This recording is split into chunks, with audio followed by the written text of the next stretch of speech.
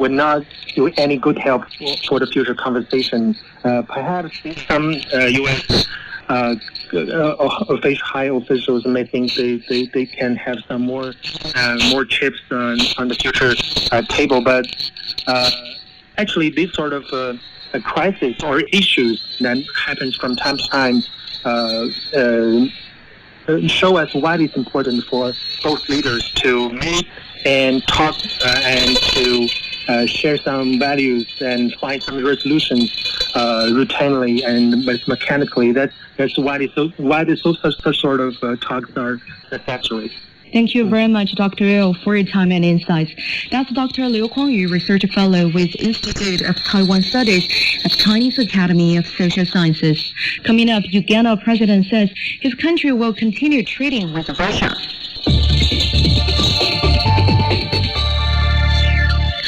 Ugandan President Yoweri Museveni says his country will continue trading with Russia. He made the remarks at a joint press briefing with visiting Russian Foreign Minister Sergei Lavrov. The president said Uganda wanted to trade with Russia and with all countries of the world, as they don't believe in being enemies of somebody else's enemy. Lavrov is currently on a tour of Africa aimed at strengthening Moscow's ties with the continent. The Russian Foreign Minister has already visited Egypt and the Republic of Congo, and he's scheduled to meet African Union diplomats in a private meeting in Ethiopia. For more on the visit, let's have Alexei Muravyev, Associate Professor of National Security and Strategic Studies at Curtin University. Thanks for joining us. Good evening. Professor Muravyev, Lavrov is currently on a tour of Africa, which is called Moscow's Crisis Management in Africa by some Western experts. So what's your take on the trip? What specific aims does Moscow pursue? Well, first of all, it's a continuation of Russia re-engagement with Africa that started some years ago, and certainly something that was highlighted during Russia-Africa Summit, which was held in Sochi back, if I'm not mistaken, in 2019. So Russia has returned back as an active player in Africa, obviously not in the same capacity as the Soviet Union, but nonetheless, Moscow is trying to reanimate ties with all Soviet allies and clients, given the fact that a lot of African nations remain to be in debt to Russia because as a legal success of the Soviet Union, that the Russians obviously use that factor as a way of reanimating times when they can written out write off Soviet debts in exchange for investment projects, in exchange for favorable treatment, etc. So that's one element. The second element, obviously, in light of working tensions between Russia and the West, Moscow is trying to show that it's far from being isolated. It has friends and allies across different continents, across different regions. So there is an element of geopolitics there as well, because the African nations haven't really condemned Russia's actions, and certainly it's been quite evident, for example, when Lavrov visited Ethiopia, when Ethiopian senior officials were effectively saying the Soviet Union and Russia were supporting us for almost 100 years, and why we should now start condemning Russia for its actions. And the third element is the economic element, because in light of growing concerns about food crisis and lack of grain, and Africa being one of the traditional importers of Russia's grain as well as fertilizers, I think Lavrov's mission is to find and secure markets for Russia's exports of grain, particularly in light of this recent agreement which Russia reached with Ukraine about the export of Ukrainian grain, but also in exchange for the release of for the lifting of some of the sanctions with respect to the agricultural and fertilizer exports from Russia to the outside world. Then, given what has been said, through Lavrov's visit, how do you understand how African countries perceive Russia today, especially after the Russia-Ukraine conflict? Look, I don't think there is a unified position. As I said before, the majority of African nations have taken a sort of a really cautious, balanced, kind of neutral approach.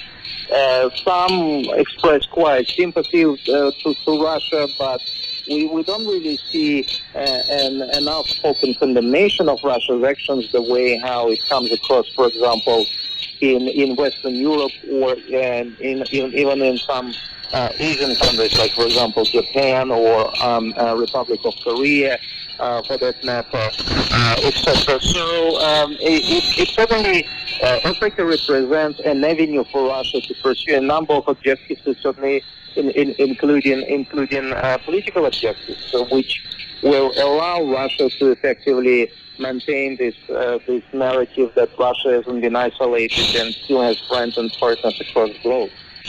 Professor, but we've seen a lot of reports from the Western media outlets suggesting these African countries that are reluctant to join the Western camp in criticizing Russia are motivated by grain and energy concerns. What do you think of such analysis?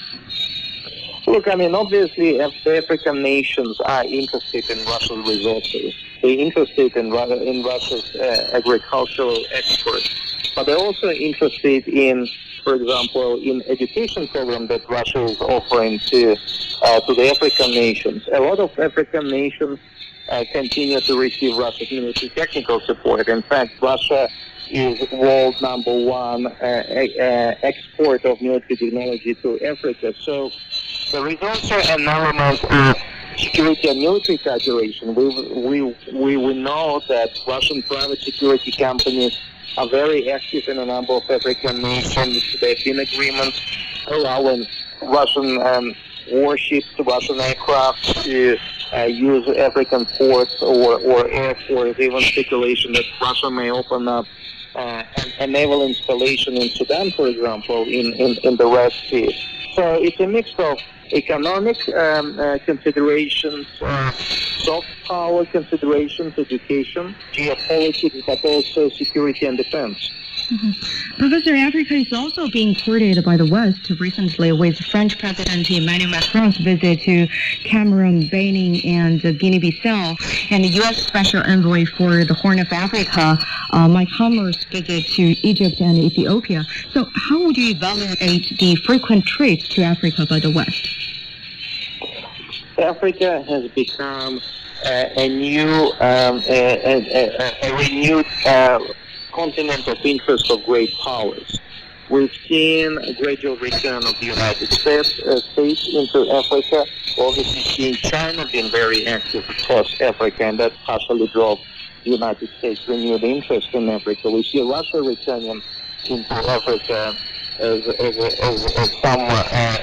power that has been traditionally involved in African affairs. We see Europeans retaining interest in Africa because of their historical involvement, predominantly because of colonial legacies, but also there are geopolitical and economic interests. So, well, this time the West will provide some more concrete and realistic plans which can benefit African countries this time, since they've been under immense economic pressure itself.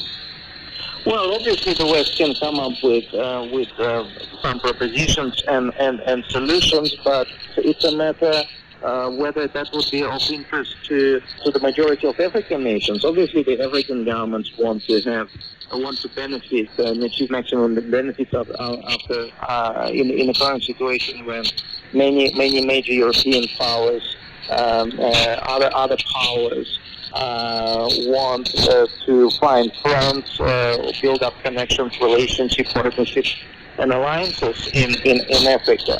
But whether what Europe is offering would be able to counter offers coming from Beijing or Moscow, that's yet to be seen. And I think certainly a lot of African nations remember this colonial legacy. Mm-hmm. Indeed, thank you very much, Akshay Muraviev. This is World Today. Stay with us.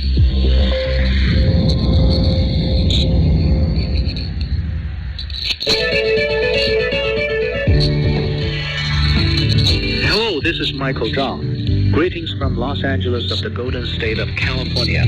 Thank you today for making me part of your team. I truly enjoyed the debates we had and look forward to many more in the years to come.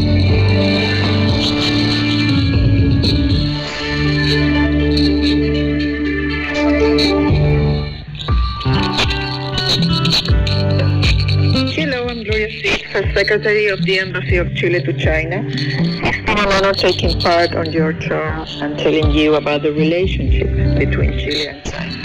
Wishing you all the best.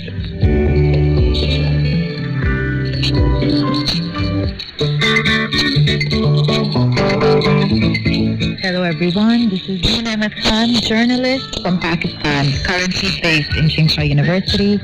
World Today is an excellent initiative to discuss current affairs by including experts from across the globe. I've always enjoyed our thought-provoking discussions and wish the team even more success and impact in the future.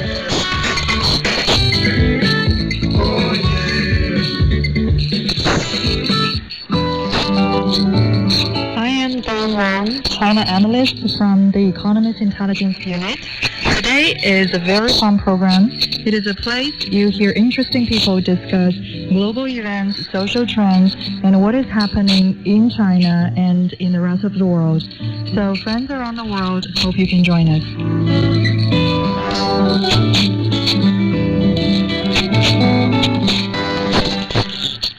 You're listening to World Today with Mika Anna in Beijing. China has hosted Indonesian President Joko Widodo during the president's visit, which is seen as a major boost to the two countries' bilateral relations. During the visit, the two countries signed memorandums of understanding on the 21st Century Maritime Silk Road and the Global Maritime Forum, as well as other documents on the cooperation in vaccines, green development, and cybersecurity. For this and more, my colleague Tian Wei explored the significance of the trip in an exclusive conversation with the Indonesian ambassador to China, Gauhari Ratmanggong. The conversation started with the bike ride the ambassador took around Beijing. Let's have a listen. Mr. Ambassador, I got to know you're a fan of biking in Beijing. Oh, yes. I saw your bicycle. It was fun. Tell me more about, what was it like to be now living in China, living in Beijing, for you as a diplomat and also as someone who is curious about cultures of other countries? Beijing is rich in culture and historical sites, as well as culinary. So you can explore that during your presence here. And then to explore the cultural sites and the culinary as well, one of the ways to do that is through cycling. As ambassador to China, you have been over the past years working with your counterparts as well as those ambassadors from various countries to work on this very important occasion. Tell me more about your interactions with them on some crucial issues we're facing together. In fact, we were able to establish a good relation, in fact, with my counterpart here, in particular with the Foreign Ministry here. Because when we received the information that Indonesia to become president of G20, so our presidency, starting from 2022, since then, we were able to communicate each other with the officials here, how to prepare better, and in particular, the visit of the Foreign Minister, State Councilor Wang Yi to Indonesia. So thank you very much for that support from your side, from your government, and open communication.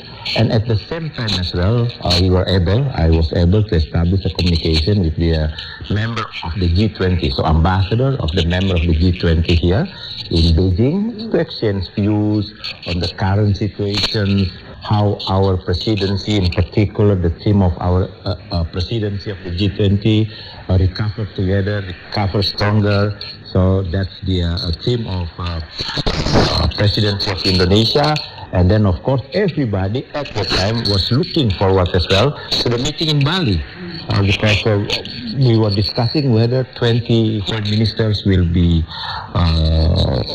present in Bali, all of them, and then how Bali can create an ambiance as well for them to meet each other. So before the meeting, a lot of discussions, a lot of preparations, and then Jakarta keep asking me as well on the not only on substantive discussions, substantive issues, but most important thing is the presence of the Transnational Minister Wang Yi in Bali. So thanks that he's coming to Bali. And thanks to the groundwork you and many others from these G20 countries have been doing, Mr. Ambassador, thinking about the broad topics that G20 has been focusing on with ever-changing world, not only bilateral issues, but also crises like energy crisis, food crisis, as well as the pandemic and health, and also even some of the geopolitics and conflict. How do you see China and Indonesia will be able to cooperate as two of the largest emerging and developing countries on this platform? Thank you very much for asking me that question. In fact, before the situation in Ukraine happens, we already established 3 priorities for our G20 presidency. The first one is the global infrastructure. This is the lesson learned from pandemic. The second one is the digital transformation. We are entering the new era now. We are not entering, but in fact the new era is already here. And then the third one is the energy transition plan, renewable energy. So those are the 3 priorities. And then because of the situation in Ukraine, so here comes something else that we need to inject into the priority. So what was happening in Bali during the G20 Foreign Ministers meeting, 2 issues that were discussed. Number one, multilateralism, because we need to bring everybody to sit together in the multilateral set to resolve the issue. And number 2, due to the situation now, we are facing with the energy and food crisis, energy and food security. So those 2 topics were discussed at the Foreign Minister meeting, G20.